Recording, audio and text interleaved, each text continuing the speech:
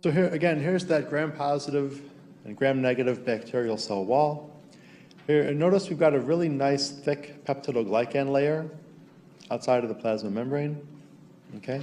And here's a relatively thin, but still there, peptidoglycan layer within the gram-negative bacterial cell wall. And so this cell wall is the molecular target for all of these drugs. And so they're either going to inhibit the synthesis or they're going to reduce the structural stability of this organelle, which is essentially going to promote cell death, okay, through a variety of different control mechanisms. Okay. Here's a nice kind of a summary diagram of all the different molecular targets. We're going to start here with cell wall biosynthesis.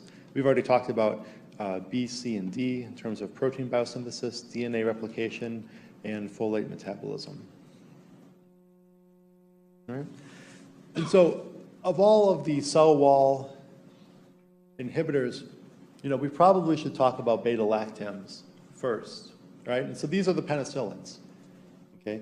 They're also the cephalosporins, okay? The I can never say this, carbapenems, and the monobactams, all right? All of these drugs are bactericidal, okay? And they do have relatively good CNS penetration. Penicillin, however, can only get in when the brain is inflamed. Why is that so? Historic inflammation, yeah, the blood-brain barrier is compromised. That barrier structural integrity does not exist, and so those drugs can just slide right in. Okay, and so they all share the common structural beta-lactam ring, which if you're a chemist is really just a cyclic amide, right? And you can see that structure here, here, here, and here. Okay, so monobactam really means just mono beta-lactam ring. All right? So there's a method to the madness. And so this bacterial cell wall has these, yes? It's on extend, so we're not seeing your mouse on. You're not seeing my mouse? Yes, you have to move it over to the side, and it will show up. Oh. Oh. Well, no, I can't see it. Do you want it out of the Yeah, do you know how to do All it? right, open window B. Open what? Make it go away. Make it stop. I can point to it, but then I have to stare at it. Thanks. Oh, yeah. Do that. Sorry to interrupt you. No, that's fine.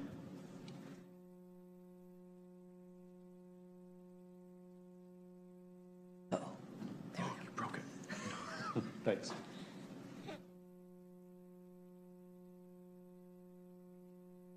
Well, you really did break it. Oh, there we go. Is it there? Okay, there we go. Say F5, push F5. No, it's back, right? Yeah, okay. Okay. Well, now I forgot what I was going to say. Oh, so you've got these peptidoglycan layers, right? And essentially all of these chemical structures, these beta-lactams, will actually insert themselves and cross-link, okay, and actually inhibit the ability of these peptidoglycan layers to contract and grow with a growing cell, okay? And so, you know, remember that beta-lactam ACE is an enzyme that's made by the bacteria, and essentially it digests or it breaks this bond within this ring structure. And if that ring structure is compromised, then this binding does not occur, and the drug is essentially useless. Okay? And so penicillin G is a natural compound. It's derived essentially from the fungus itself. And these have been chemically modified over the years. And so this is basically the backbone structure right here. And these have been all of the substituted groups that medicinal chemists have decorated on the molecule to essentially mask or cover that active beta-lactam site so that it's more resistant to the beta-lactam ACE, making it essentially more efficacious in case the bacteria can produce that enzyme. All right. So penicillin was discovered by Sir Alexander Fleming, shown there. That's him actually, that's a picture of him actually discovering it. Okay, no, that's not. There's probably nothing even on there. And then, of course, we can't talk about penicillin's contribution to World War II, to both World Wars, actually, but essentially had a really major contribution to the war effort in the 1940s. So penicillin, where did it come from? Do you guys remember? Bread mold, right? Essentially. So how the story goes, one of his culture flasks became contaminated. He was going to throw them away and said, aha. Actually, I think he said eureka, right? And then that was how the discovery was made. Okay, so what's the moral of the take-home for the people who do biomedical research? Never clean your bench, right? Never throw anything away.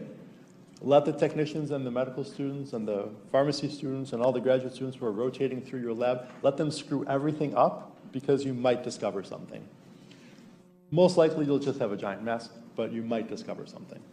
Okay, so there's 4 generations of penicillins.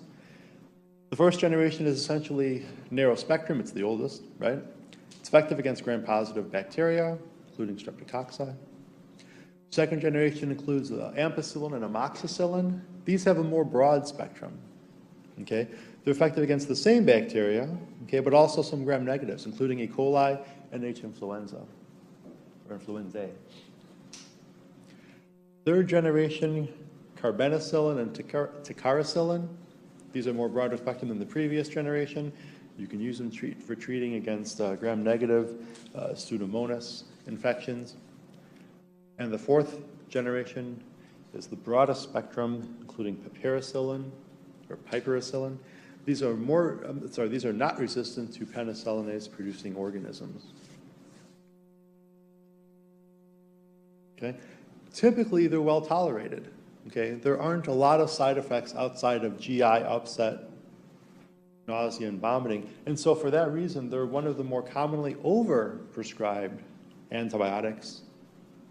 Okay, and they have a really well-known hypersensitivity reaction that can lead to anaphylaxis. All right, a lot of people over-report being hypersensitive or quote-unquote allergic to penicillin.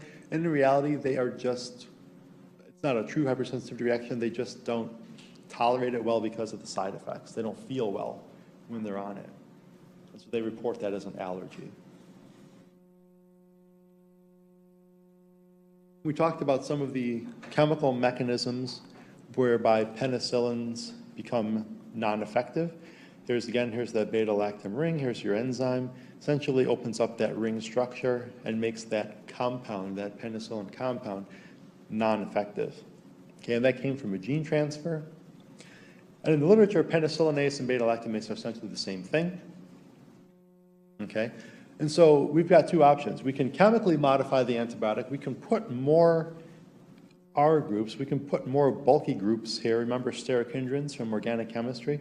And we can cover or mask that active site so that the beta-lactamase cannot structurally fit on top of that penicillin molecule and cleave that site. Okay? Or we can co-administer a beta-lactamase inhibitor with the antibiotic. And so remember that biological warfare that we talked about between the different bugs? Well, one bug produces something that looks like penicillin that has a beta-lactam ring. The other bug produces the beta-lactamase to cleave the ring.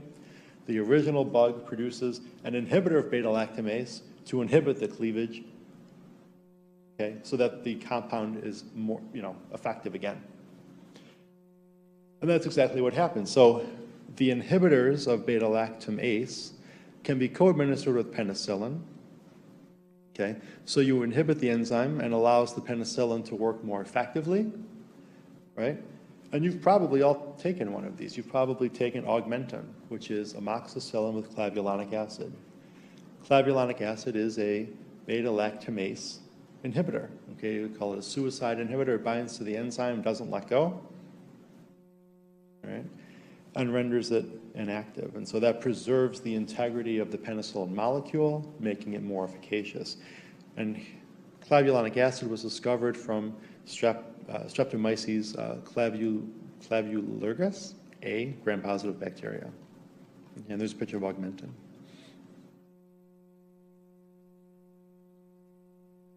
So previously we talked about how bacteria can inactivate the antibiotic by changing the chemical structure of that beta-lactam ring. Another mechanism that exists involves the altering of the penicillin binding protein, also known as the PBP, and that structure exists within that cell wall. So if you change the binding site of some of these other cell wall inhibitors, you can change the activity of them within that structure. Okay? And so an altered penicillin binding protein is really the mechanism of resistance for methicillin resistance in staph, okay? As well as the basis for penicillin resistance in pneumococci. Then again, if you look in the literature, penicillin binding proteins are also known as transpeptidases. They're one and the same. Just FYI. So cephalosporins are very similar, structurally similar to penicillin. They have that beta-lactam ring, okay? But they also have a 6-ring structure next to them, okay? These were first discovered from the fungus Acremonium, but that fungus's former name was Cephalosporium, so that's where that name comes from, and it's stuck. Okay, and so these drugs in this category disrupt peptidoglycan synthesis within that cell wall, so that's why they're included in this group.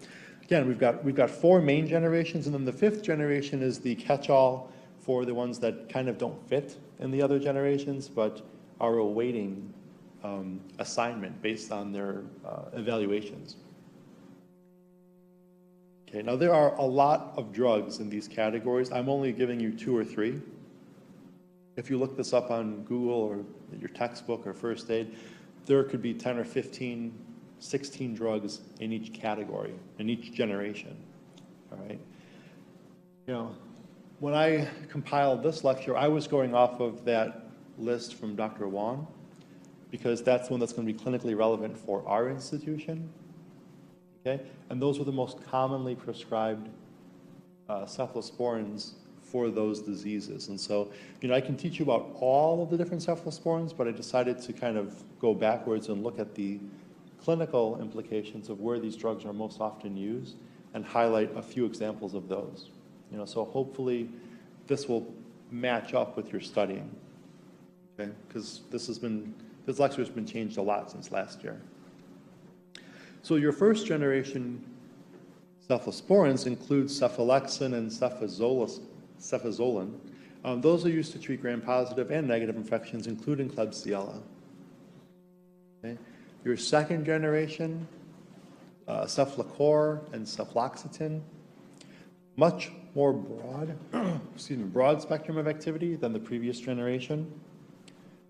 And these drugs will be indicated when the first generation is known to not be effective. Okay, and the bugs that are used primarily with second generation cephalosporins are listed there. The third generation, cefdinir, cefixime, and ceftriaxone are probably the more commonly encountered third generation cephalosporins. Much broader spectrum of activity than the second generation.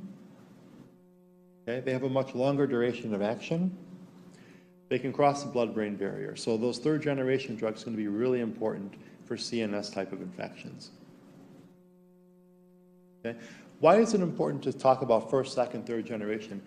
Well, those were the order in which they were developed over the years. They all have a common pharmacology principles behind them. Moreover, when you look in the clinical literature, it's going to recommend, for this particular infection, use a third generation cephalosporin. Okay? It won't say maybe which cephalosporin within that generation to use, but it'll recommend a third generation because they all have very similar pharmacodynamic and kinetic properties. Okay? The fourth generation cephalosporins have a much greater resistance to beta-lactamase. Okay, so they're relatively bulkier molecules around that beta-lactam ring, so the enzyme can't find that active site and deactivate it. Okay, and the other, or the fifth generation, is listed there. Okay, Cephalosporins are also associated with a hypersensitivity reaction. Okay? That chemical structure has some commonality with penicillin, basically centered around the beta-lactam ring, but it also has this larger 6-member ring next to it. Okay? You know, so patients with a penicillin allergy or an intolerance may tolerate cephalosporins, okay? But depending on, you know, things like epitope spreading, there might be some cross-reactivity. You probably shouldn't chance it unless you really, really had to, okay? There's a known alcohol interaction with cephalosporins, and so if you've ever taken a cephalosporin, it'll say on the bottle, assuming you're over 21, you know, do not consume alcohol while being, you know, on this drug. And of course, patients that have some type of renal insufficiency will probably need dose adjustment or a different drug class. Okay, so as a group, these are the adverse effects, and individually there are nuances to each of those. Carbaponyms have essentially a broad spectrum of activity, okay? Probably the more commonly encountered one is imatinib. I don't know. Maureen, do you recognize the other two? I recognize histrionium, but other Yeah. than imipenem. Yeah, imipenem I think is more commonly That's the only one that I've seen. used clinically, and I know it's on our drug list for, you know, in-house type things. Yeah. Yeah, so, and then the monobactams are essentially used against gram-negative bacteria, and as trionam is really the only monobactam that's used in the US as of right now. And that one offers increased resistance to beta-lactamase.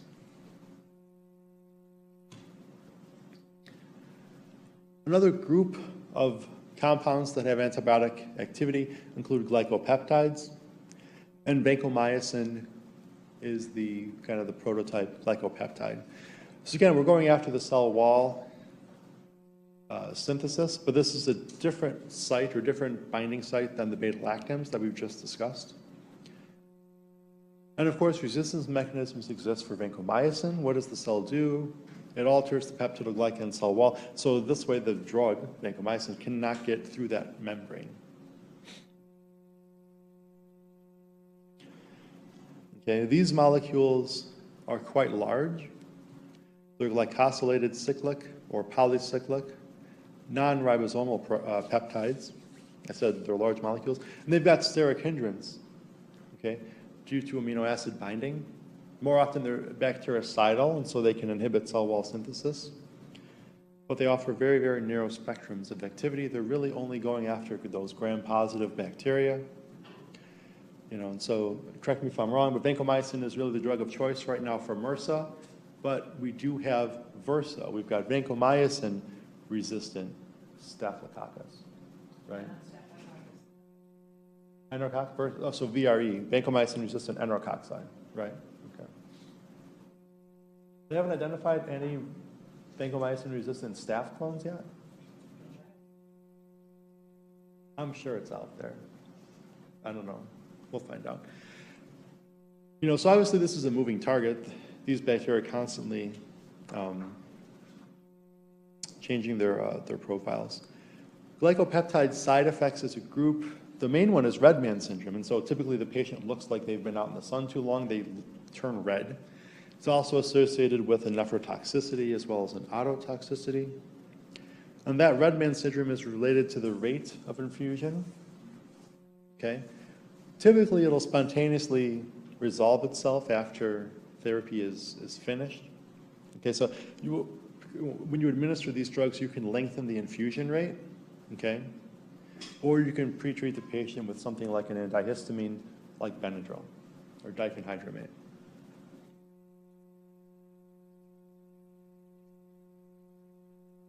Bacitracin is another cyclic peptide that was obtained from Bacillus subtilis. Okay? It has activity against your gram-positive organisms. Bacitracin will inhibit cell wall integrity by interfering with the lipid carriers, which essentially transport those peptidoglycan subunits to the cell wall. It's highly nephrotoxic. okay? And it's actually poorly absorbed orally, and so you typically use bacitracin in topical creams and ointments for surface lesions or wound healing and so forth.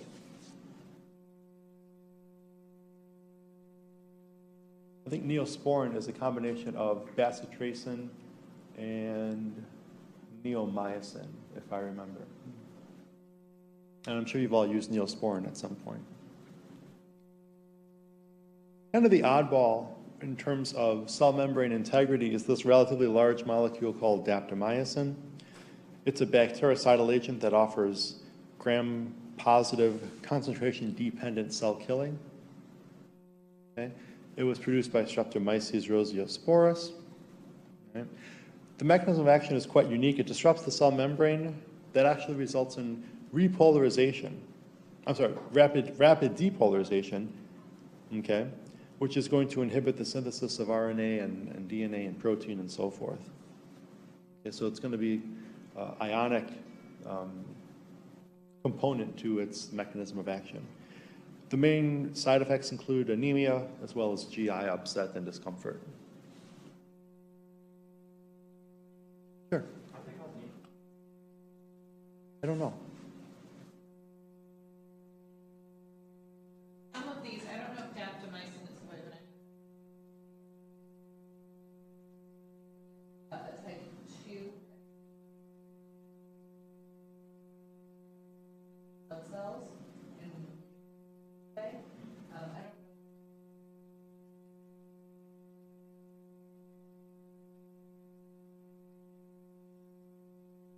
Good question. Well, when you think about some of the chemotherapies that are out there too, a lot of these have very similar mechanisms of action in terms of oncology. What's the main side effect for all the oncology drugs? Myelosuppression, right? As well as nausea, vomiting, and diarrhea. Yeah.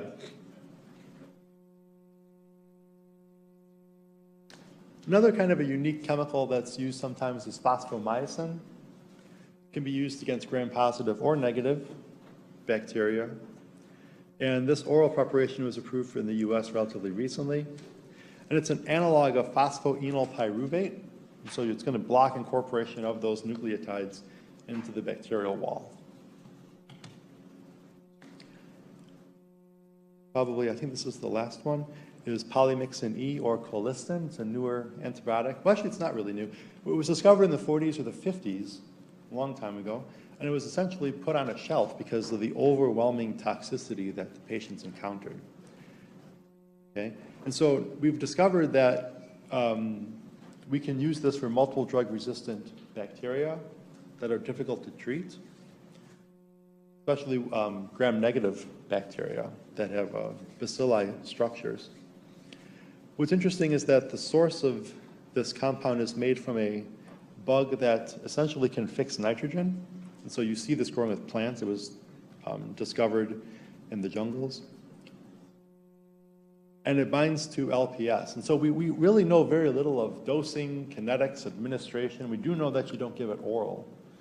But this is kind of a newer thing that's been put on the shelf for a long time, kind of forgotten about, but it's coming back in terms of its use for multiple drug-resistant bacteria.